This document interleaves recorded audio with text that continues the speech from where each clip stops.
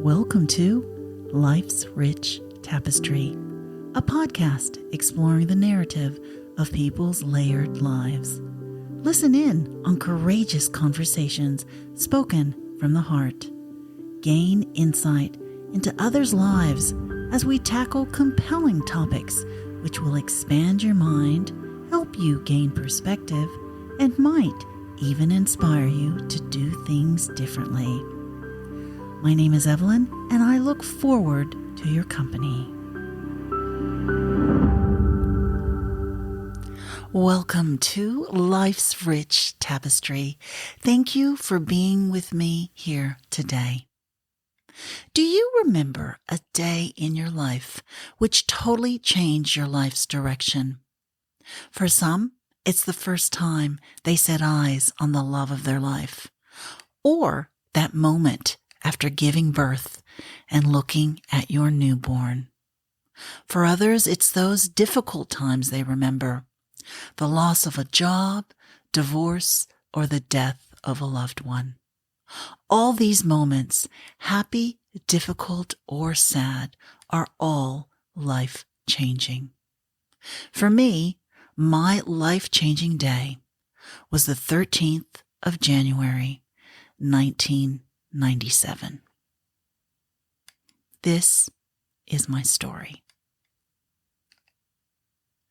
I look over at the flickering light of my electric clock. 1:30 a.m.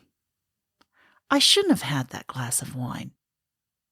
Layovers are supposed to be for rest and recovery, but occasionally it doesn't work out that way. Especially when you're flying with a crew who suggest going to your favorite Italian restaurant, Camalario. I wasn't in Italy, but in Mainz, Germany, and I loved this restaurant, which was within walking distance of our hotel. It was inexpensive, and the food was delicious. I groan and reach for my book, Out on a Limb by Shirley MacLaine. It's not the type of book I usually read, but since losing a good friend only 2 months ago, I've changed my reading habits. Losing Bill affected me more deeply than I could ever have imagined. He was diagnosed with an aggressive form of cancer, and literally within 6 weeks of diagnosis, he was dead. On the day of the funeral, I called a friend who I knew would also be at the funeral and confirmed that we would meet before the service and go together. We met outside the Baptist church near downtown Cincinnati. When we entered the church, I saw that there were a lot of people there who I didn't know, so I was comforted that Brent and I agreed to arrive together. We quietly walked past crowds of people towards the front pews, where we saw Bill's partner. She looked up and acknowledged us with a slight smile as we settled in. I looked over at the coffin and saw that it was open. I felt my throat tighten, almost strangling me, and my eyes flooded with tears. Brent saw that I was upset and whispered, "Are you okay?" I didn't think it would be like this. I started to shake uncontrollably, and to my horror, moans of grief were coming out of me. Brent put his arm around me for comfort. A few hymns were sung, which, thank goodness, drowned out my uncontrollable crying. Although a few people sitting in front of us turned and gave me a look of concern. And probably bewilderment. Who is this young lady? Maybe a former lover of Bill's? I focused on slowing my breathing, as I could tell that my outbursts were drawing attention and I wanted to try to relax. I thought I was okay until Bill's identical brother started the eulogy. "I've known Bill my whole life." Well, that was it. I started wailing. My body heaved, and I couldn't stop. Brent didn't know what to do, but just held me.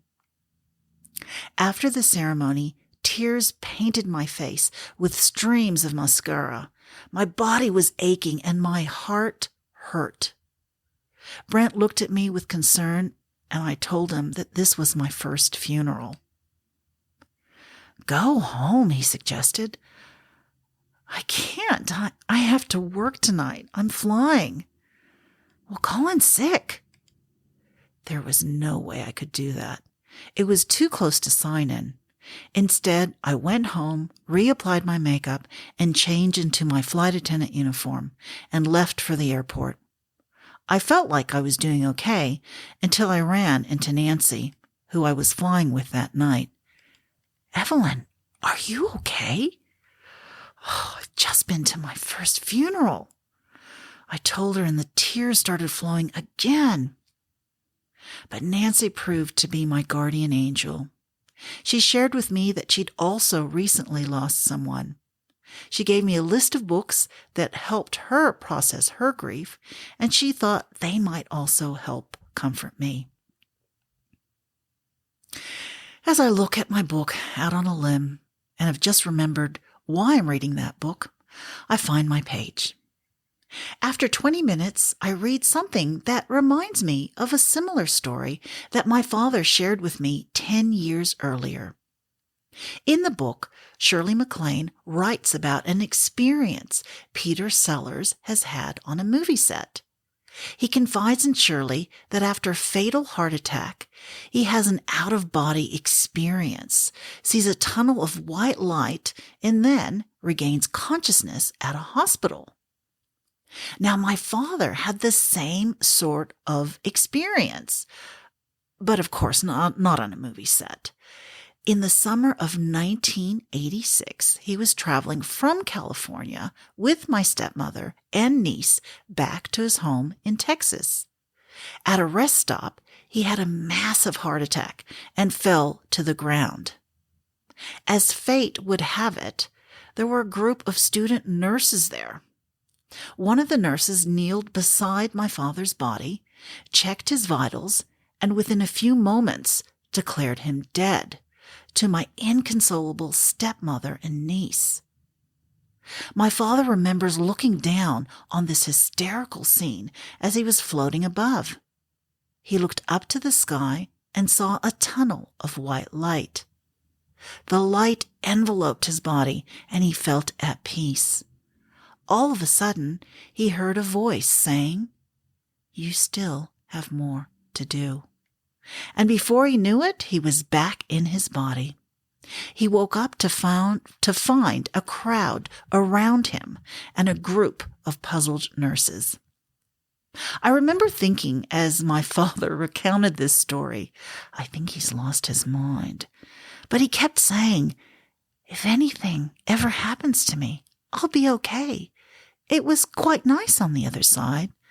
"Yeah, okay, whatever you say." Now I close my book and I think, I'm going to have to ask Papa about that experience next time I see him, as I've just read it in this book. I look at the clock again. It's only 3:30. I switch off the light and gradually sleep comes. A sharp knock on the door disrupts my sleep. I look at the clock again. It's only 8 a.m. Crew pickup isn't until 11, so I yell out, "Come back later." But from behind the door, I hear my mother's thick German accent. My mother lives a little over an hour away in a quaint, small village. I often lay over in Mainz, and we see each other by her coming up to visit me at the hotel in Mainz or me going to her home in the village. I wonder why she's here, I think to myself. I open the door and see that my older brother is there also. Now this is strange. My brother was a soldier in the U.S. Army, and he was stationed in Germany. I could tell something was wrong. Your father," my mom starts, and she begins to cry. And I knew at that moment that my father had died. I ask her when and how.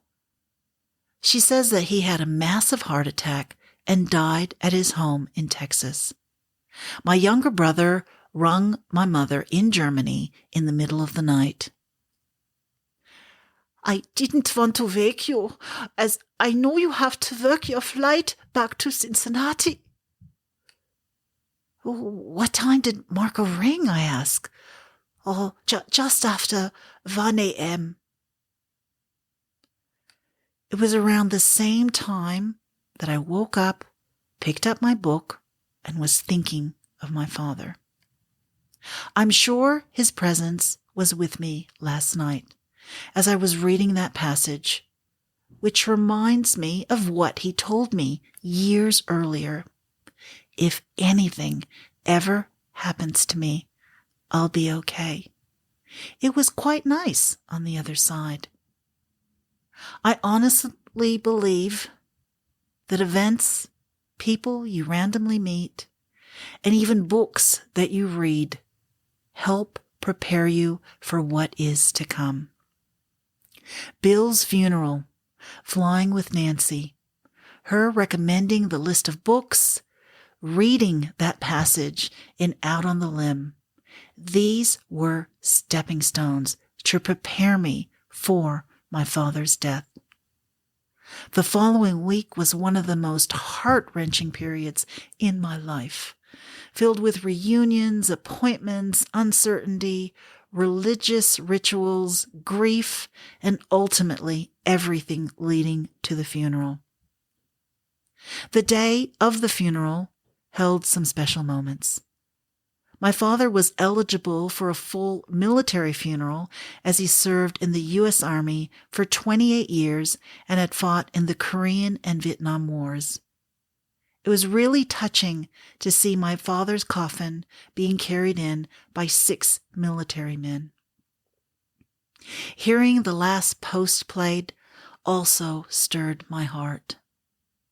Watching my niece run up and touch the coffin just before it was lowered was another special moment. However, there were aspects of the day which I found upsetting. But in hindsight, I know these moments were there for a reason. First, the Catholic priest continually butchered our last name, each time pronouncing it differently. Secondly, I found absolutely no comfort in the depressing church music played during the ceremony. Finally, I struggled with how my mother took photos throughout the day, like she was on holiday. Although shortly after my father's funeral, when the images were developed, I was and still am forever grateful for all those photos that she took.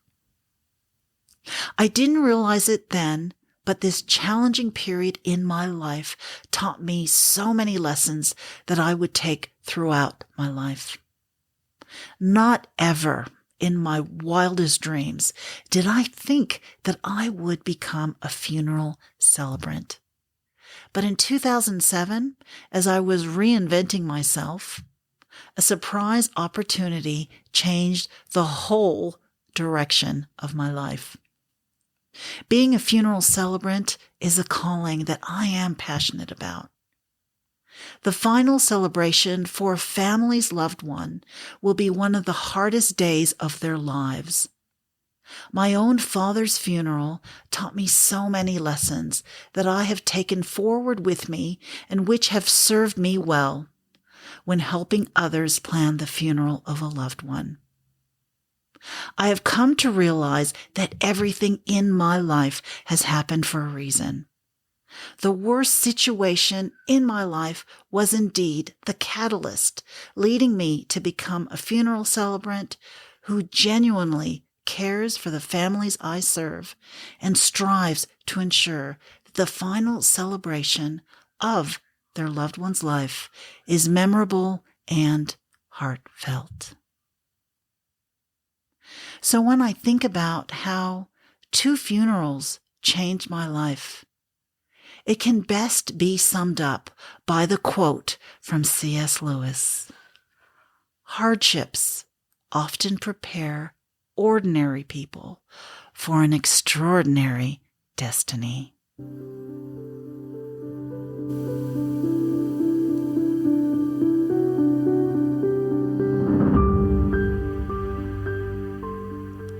Thank you so much for your company. I look forward to you joining me in another episode of Life's Rich Tapestry.